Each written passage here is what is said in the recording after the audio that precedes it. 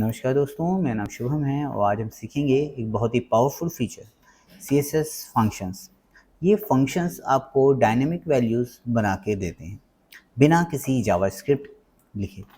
चलिए सिंपल और इंटरेस्टिंग तरीके से समझते हैं ये कैसे काम करता है। तो सबसे पहला क्वेश्चन आता है कि CSS में मैथ फंक्शंस होते क्या हैं। तो कैल्क, मिन और मैक्स और साथ ही क्लैम्प, ये जो हैं ये बेसिकली कैलकुलेशन करने के काम में आते हैं। मतलब कि फिक्स पिक्सेल्स की बजाय आप मिक्स यूनिट्स या कंडीशंस के बेसिस पर वैल्यूज़ को सेट कर सकते हो। तो ज़्यादा देर न करते हुए शुरू करते हैं।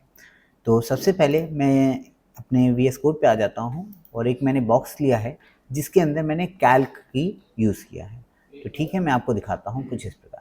यहाँ पे अगर आप देख पा रहे होंगे तो यहाँ पे मैंने जो यूज़ किया है वो कैल्क यूज़ किया है। इसमें आप मैथमेटिकल ऑपरेशंस यूज़ कर सकते हो जैसे कि प्लस, माइनस, मल्टीप्लिकेशन और डिवीज़न।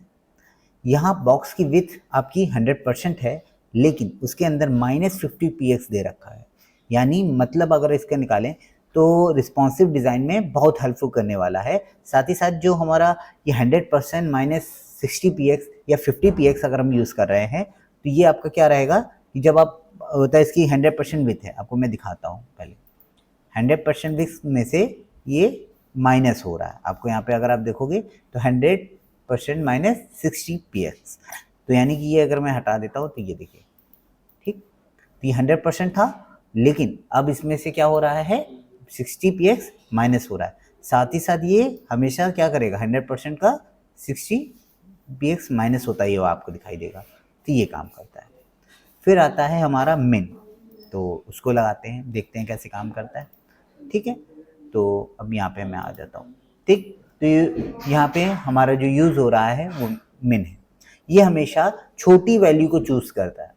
जैसे यहाँ विड्थ होगी 80% और जो हमारी वैल्यू है वो 400 px हमने दे रखी, जो भी स्मॉलर हो, यानी 80% या 400 px, दोनों में से जो स्मॉलर वैल्यू होगी वो यहाँ पे कंसीडर कर लेगा वो।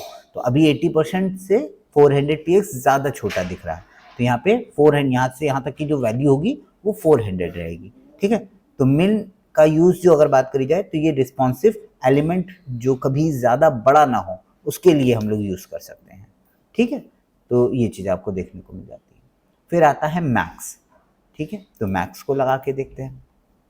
ठीक, तो ये हमें मैक्स मैंने लगा दिया यहाँ पे। ठीक, अब ये भी आपको दिखाता हूँ। तो ये देखिए, तो यहाँ हमेशा बड़ी वैल्यू को, जो हमारा मैक्स होता है ये हमेशा बड़ी वैल्यू को चूज़ करेगा। मतलब अगर आप चाहते हो एलिमेंट हमेशा मैक्सिमम, यानी ज़्यादा से ज़्यादा वैल्यू जो होगी, यानी जैसे मैंने मैक्सिमम 400 दे रखा है, तो चाहे स्क्रीन कितनी भी छोटी हो, ठीक है, तो आपको यहाँ पे 400 तो दिखाएगा ही दिखाएगा।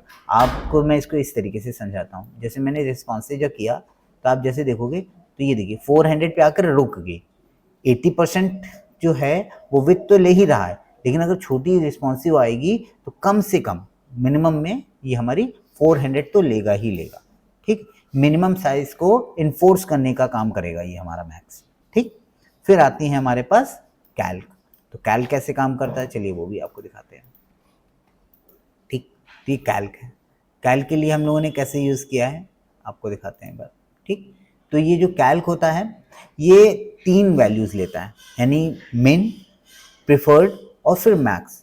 तो ये जो आप देख पा रहे हो कि ये जो 16 px यहाँ पे मैंने लगाया है, ये 16 px क्या है, इससे कम नहीं होगा। चाहे कितना भी फॉन्ट साइज इसका मैं कम करता चला जाऊँ, ये 16 px से कम नहीं होगा। और ज़्यादा से ज़्यादा कितना बड़ा फॉन्ट हो सकता है, यहाँ पे 28 px का मैंने लगा रखा है, उससे बड़ा नहीं होगा। और ये जो 2BW दे रखा है ये बीच में स्क्रीन के साइज से अकॉर्डिंग टू एडजस्ट होता रहेगा। ठीक है, तो ये आप देख पा रहे हो। यहाँ पे अगर आप देखोगे तो ये देखिए मैं छोटा जैसे कर रहा हूँ तो ये हमारा देखिए फॉन्ट भी छोटा बड़ा हो रहा है। तो यहाँ ये जो कैल्क का हमने क्लैम्प यूज़ कर रखा है, तो ये क्लैम्प हमारा यहाँ पे फॉन्ट साइज के लिए हम लोगों ने यूज़ कर रखा है। आपको दिखाता हूँ एक बार। ठीक, तो ये देखिए अगर आप देखोगे तो ये फॉन्ट साइज के लिए हम लोगों ने यहाँ पे क्लैम्प का यूज़ किया है। ये अगर बात करी जाए ये हमारे क्लैम्प की, तो मतलब इसका यूज़ हम लोग टाइपोग्राफी के लिए बेस्ट रहेगा। आप इसे टाइपोग्राफी के लिए मोस्टली यूज़ करते हैं, ठीक है। तो अगर समरी की बात करी जाए तो कैल्क जो होता है कस्टम मैथ्स फंक्शंस या मिक्स यूनिट के लिए यूज़ करते हैं हम लोग, ठीक, जिसके अंदर प्लस माइनस वगैरह भी हम लोग कर सकते हैं, डिवीजन कर सकते हैं, मल्टीप्लिकेशन भी कर सकते हैं। 100% माइनस 60px जैसे हम लोगों ने एग्जाम्पल में लिया था। फिर उसके बाद अगर बात करी जाए मिन की, तो ये साइज़ कभी छोटा हो जाए तो कंट्रोल करने के लिए हम लोग यूज़ करेंगे। मैक्स की बात करी जाए तो साइज़ कभी छोटा हो ना हो उसके लिए हम लोग यूज़ करेंगे, ठीक है। जैसे कि हम लोगों ने 400 दे दिया तो 400 से छोटा ना हो वो कोई भी कंटेनर या साइज़, तो उसके लिए हम लोगों ने दे दिया था। साथ ही साथ क्लैम्प की, तो रिस्पॉन्सिव और कंट्रोल्ड वैल्यूज़ के लिए हम लोग क्लैम्प का यूज़ करेंगे। अगर एक सिलेक्ट करना है तो मैं क्लैम्प के साथ जाना चाहूँगा, क्योंकि मॉडर्न वेब डिज़ाइंस के लिए ये सबसे बेस्ट है, स्पेशली रिस्पॉन्सिव टाइपोलॉजी के लिए और लेआउट्स के लिए, ठीक है। तो ये था हमारा मैथ्स फंक्शन का यूज़ केस। अब आपको सबसे ज़्यादा पसंद कौन सा फंक्शन लगता है कमेंट में ज़रूर बताइएगा, और हाँ, सब्सक्राइब ज़रूर करिएगा और बेल आइकन को ज़रूर दबाइएगा। मिलते हैं हम लोग नेक्स्ट वीडियो में, तब तक के लिए बी हैप्पी कोडिंग।